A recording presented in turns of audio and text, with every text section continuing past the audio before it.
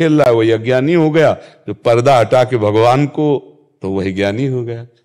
पर्दा हटाने के लिए ही तो मानव देह मिला है, पर्दा हटाने के लिए साधु संग मिला है। तो अज्ञानी और ज्ञानी क्या, हम पथिक हैं प्रभु के मार्ग में। 1000 की लाइन लगी, आगे वाला जो साक्षात्कार कर रहा है उसी लाइन में तो हम भी लगे हैं ना। तो लाइन तो वही है ना हमारी सबकी, भगवत मार्ग। इसलिए हम कोई नीच नहीं है, हम कोई कम नहीं है, हमें चलना है प्रभु की तरफ। हमें उत्साह ही नहीं होना कि हम अज्ञानी, हम नीच, हम कैसे प्राप्त कर पाएंगे। नहीं, हम भगवान के अंश हैं। जैसे महापुरुषों ने प्राप्त किया उसी मार्ग पे हम चलेंगे, हम उनको प्राप्त करेंगे। वो हमारे प्रभु हैं, हमारे स्वामी हैं, हमारे साहब है। समझ पा रहे आप? रोली जी कानपुर से। राधे राधे। राधा वल्लभ श्री हरिवंश महाराज जी, जब से आपका एकांतिक वार्तालाप सत्संग सुनना शुरू किया है, जीवन में एक हल्कापन सा महसूस होने लगा है। महाराज जी, मेरा प्रश्न है कि मूलतः आप नाम जप की महिमा बताते हैं। आपसे कई बार अजामिल जी की कथा सुनी, जिसको अंतिम श्वास में नारायण कहने से भगवत प्राप्ति हो गई, किंतु भक्त भरत को उनके अंतिम समय में हिरण की आसक्ति हो गई। हाँ, क्या था कि भरत ने उसमें भागवत में पढ़ के देखना, भरत जी का जहां प्रसंग हो, बहुत पहले ही हिरण में इतने आसक्त हो गए, मृत्यु के पहले ही, कि ना आप सेवा करते थे और ना भगवान का स्मरण करते थे। पूरा चैप्टर बदल गया हिरण के ही स्मरण में। तो अंतिम समय हिरण का स्मरण आया, भगवान का नहीं। इसलिए अगला जन्म हिरण का बने। पर पहले भगवान का भजन करते थे, इसलिए हिरण के शरीर में भी वही भजन वृत्ति प्रकट हुई। तो अगला जन्म ब्रह्मबोध संपन्न महापुरुष के रूप में, जड़ भरत के रूप में प्रकट हुए। आप समझ रहे हो? 3 जन्म लग गए, क्योंकि अंतिम बिगड़ गया, अंतिम फाइनल बिगड़ गया।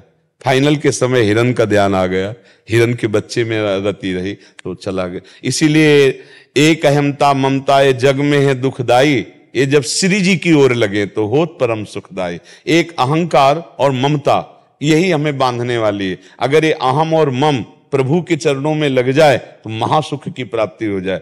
अब राज्य परिवार रानी पुत्र सब छोड़ा था भगवान की प्राप्ति के लिए, तो हिरण के बच्चे में ममता कर लेना चूक हो गई ना। अपना बच्चा तो छोड़ के आ रहे हो, तो क्या करे, दया ना करे? नहीं, उसको निकाल देते, 2 4 10 दिन पास रखते, फिर इसके बाद हिरणों के झुंड में छोड़ देते। अब उससे इतना राग कर लेना कि गले में बैठाल के घूमना, और पूरा का पूरा जैसे मानो पुत्र वियोग से तड़पा हुआ हृदय हिरण के बच्चे में, वैसे ही इतना आसक्त हो गए कि अब छोड़ा नहीं गया अपने ही समीप। बस यही गलती हो गई, और उसमें इतनी ममता हो गई कि अंतिम समय जब, तो उसी हिरण का चिंतन, तो अगला जन्म हिरण का बन गए। समझ रहे बच्चा? और नारायण का नाम, भगवान का नाम भगवत भाव से नहीं लिया, पुत्र के भाव से लिया। पर नारायण तो बोला तो ऐसा पापी परम पद में चला गया, और ऐसा महात्मा चूक गया। अंतिम समय न रामकृष्ण हरि नारायण कुछ नहीं, हिरण का चिंतन, तो अगला जन्म हिरण का बन गया।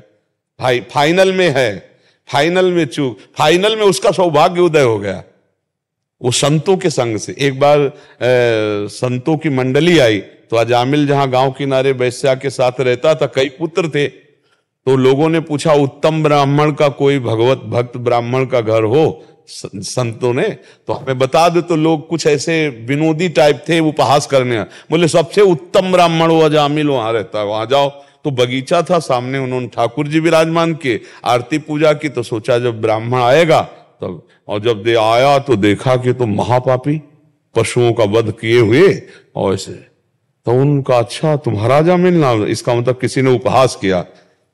जे ही इतने संतों को देखा, तो पूर्व में वो साधन संपन्न था, धर्मात्मा था, एक वैश्या को देख करके गंदे आचरण, मन फिसल गया। अब उसको याद आई अपने जीवन की, चरणों में लौट गया, बोला महाराज हम तो आपके दर्शन करने लायक नहीं, इतने नीच पापी, ऐसा क्या मेरा भी उद्धार हो सकता है? तो उनका उद्धार हो, पानी तो तुम्हारे यहां नहीं पिएंगे, भोजन भी नहीं पाएंगे, रुकेंगे भी नहीं, अभी यहां से चले जाएंगे, उद्धार हो सकता है। हम देख रहे हैं कि तुम्हारे आखिरी संतान होने वाली है, इसका नाम नारायण रख देना, उद्धार हो जाएगा। अब संतों के द्वारा उस पुत्र का नाम रखने के कारण विशेष प्रियता पुत्र से हो गई। अब वो जा जाता अपने छोटे पुत्र को साथ रखता।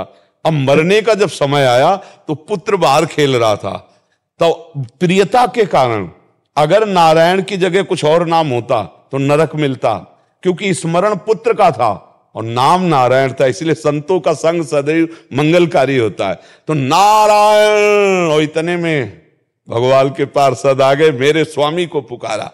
तो यमदूतों ने तर्क किया था कि स्वामी को नहीं पुकारा, पुत्र का स्मरण करते। बोले नहीं, मेरे स्वामी का नाम नारायण है, किसी भी बहाने से सही, स्वामी तो मेरे हैं, उनका नाम पुकारा। इसलिए तुरंत यम पास काटी और फिर उत्तर प्रत्युत्तर करके उनको हटा दिया। यमदूत जब गए यमराज के पास, तो यमराज ने कहा वो कोई और नहीं, भगवान के पार्षद थे, नमस्कार करते। अगर भूल से भी कोई अंतिम समय राम कृष्ण हरि नारायण राधा नाम बोल दे, भूल कर मत जाना उनके पास। तो ये बात एक अलग हो गई और वो बात एक अलग हो गई। हम दोनों का तारतम्य नहीं मिला सकते। जिनका जीवन परम पवित्र भरत जी, उनसे चूक हुई तो अगला जन्म हिरण का, और जिसका जीवन अपवित्र और संत संग से एक बात बन गई, पुत्र का नाम नारायण, तो उसका परम गति मिल गई अंतिम समय नारायण पुकारने से। समझ पाए बच्चा? अंतिम समय में उनको जो गति मिली, इसमें भी कोई पुनर्जन्म के कर्मों का ही योगदान रहा? नहीं, वर्तमान का जो चूक है वो हुआ, पुनर्जन्म का नहीं। ये वर्तमान की चूक है। जब साधना के लिए भगवत मार्ग में चले हो, अपनी पत्नी से ममता त्याग दी, अपने पुत्र से ममता त्याग दी, राज्य से ममता त्याग दी, जिस भगवान की प्राप्ति के लिए, तो हिरण से ममता करने की क्या जरूरत थी भाई? ये चूक हुई तो अगला जन्म हो गया। चूक ने, एक होती गलती और एक होती प्रारब्ध। प्रारब्ध एक अलग चीज होती है, ये गलती थी, प्रारब्ध नहीं थी, ये चूक थी। जैसे दया करना कोई चूक नहीं है, उस हिरण के बच्चे को बचाना, 2-4-10 दिन उसकी सुरक्षा रखना, इसके बाद हिरण के झुंड में छोड़ देना। भगवान सबका पालन पोषण करते हैं, विश्व के सब हिरणों का ठेका थोड़ी लिए थे, वैसे हिरण मंडली में छोड़ देते, लेकिन आसक्तिवश नहीं छोड़ पाए, आसक्ति के कारण। अब फिर वही आसक्ति हमारे अगले जन्म का कारण बन जाती है। भगवान से आसक्ति तो भगवत प्राप्ति, शरीरों में जैसे पुरंजन की आसक्ति स्त्री में हो गई तो अगला जन्म स्त्री का प्राप्त हुआ। ये अंतिम समय जो स्मरण आएगा वो अगला जन्म बन जाएगा। हम लोग इसीलिए रात दिन भजन करने का प्रयास सब कर रहे हैं कि अंतिम समय भगवान का स्मरण आ जाए। भगवान कहते हैं अंतिम समय जब महान दुख की स्थिति होती है, जो जीवन भर मेरा भजन करता है, उस समय अगर भजन भूल जाता है तो मैं भजन बनता हूं, मैं उसके हृदय में स्फुरित हो जाता हूं। हमारा प्रयास भजन करे। देखो भजन तो कभी निष्फल नहीं होता। हिरण बनने पर भी भजन किया और अगला जन्म सिद्ध महापुरुष जड़ भरत जी के रूप में, ब्रह्मबोध संपन्न महापुरुष के रूप में। भजन कभी निष्फल नहीं होता। लेकिन लंबी यात्रा हो गई ना, 3 जन्म लग गए, भरत जी का जन्म और हिरण का जन्म और जड़ भरत जी का जन्म, नहीं तो एक ही में हो जाता, काम हो जाता। तो ये चूक बचाने के लिए ही सत्संग है, ये चूक बचाने के लिए ही भरत जी ने ये चरित्र करके दिखाया है। हम लोग सावधान रहे, इसलिए वो तो भगवान के पुत्र हैं, ऋषभ भगवान के पुत्र भरत जी, उन्होंने लीला करके ये बताया है कि ऐसी चूक में ऐसा जन्म आगे हो सकता है। अगर चूक ना हो तो भगवान की प्राप्ति इसी जन्म में पर्याप्त हो जाएगा। जितना समय इसी में भगवत प्राप्ति हो जाएगी। कोई नए ढंग से नहीं चलना, जो कर्म कर रहे हो भगवान को समर्पित कर दो, नाम जप करते रहो, भगवत प्राप्ति हो जाएगी। बड़े बड़े महापुरुषों ने इसी पद्धति से भगवान को प्राप्त किया है। डॉक्टर विजय कुमार जी मुरादाबाद से। राधा वल्लभ श्री हरिवंश। गुरुदेव आपके चरणों में कोटि कोटि नमन। गुरुदेव मुझे समझ नहीं आ रहा कि मैं किस प्रकार आपके श्री चरणों में नमन करूं।